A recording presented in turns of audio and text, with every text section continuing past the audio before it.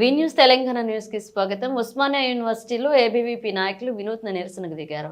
ఓయూలో నిరసనలు ఆందోళనలు నిషేధిస్తూ ఓయూ అధికారులు ఉత్తర్వులు జారీ చేసిన నేపథ్యంలో ఉత్తర్వులు వెనక్కి తీసుకోవాలని మూతికి నల్ల రిబ్బన్ కట్టుకుని చేతులకు సంకెళ్లు వేసుకుని నిరసన చేశారు.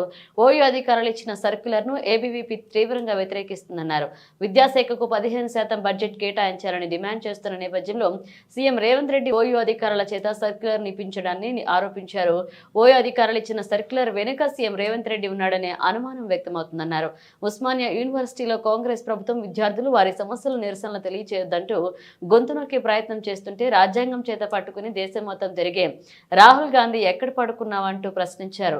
గత 3 రోజులుగా ఉస్మానియా యూనివర్సిటీ అగ్నిగోళపై మండుతుంటే ఏ ఒక్క మంత్రి ఎమ్మెల్యే మాట్లాడలేదన్నారు. సర్క్యులర్ ను తక్షణమే వెనక్కి తీసుకోవాలని డిమాండ్ చేశారు.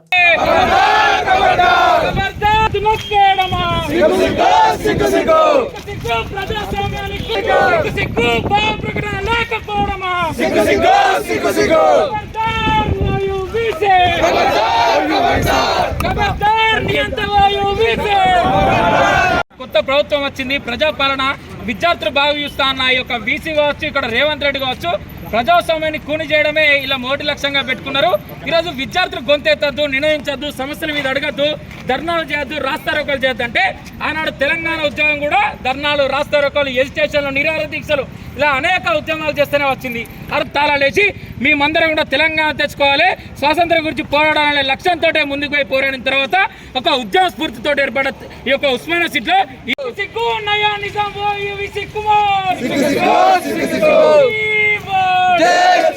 కాపాడాలి ప్రజాస్వామ్య ఉస్మానియా సిటీని, కాపాడాలి విద్యార్థుల గొంతుకలను, కాపాడాలి విద్యార్థుల భావప్రకటన స్వేచ్ఛను.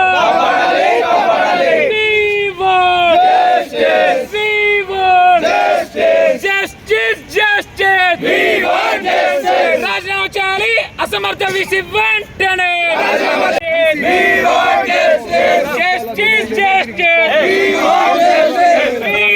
నశించాలి వీసీ మొండి వైఖరి, కాపాడాలి ప్రజాస్వామ్య ఉస్మానియా సిటీని, నశించాలి వినియోగించడమా,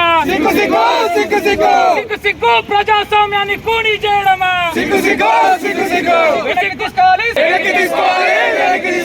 వెనక్కి తీసుకోవాలి సర్క్యులర్ ని వెంటనే.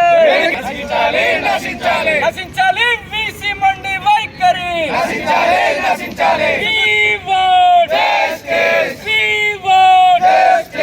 సిగ్గు ఉస్మానియా సిటీలో ప్రజాస్వామ్యాన్ని కూని చేయడమా, సిగ్గు ఉస్మానియా సిటీలో రాజ్యాంగాన్ని ఉల్లంఘించడమా, సిగ్గు ఉస్మానియా సిటీలో నియంత్రిత పోకడలకు పోవడం.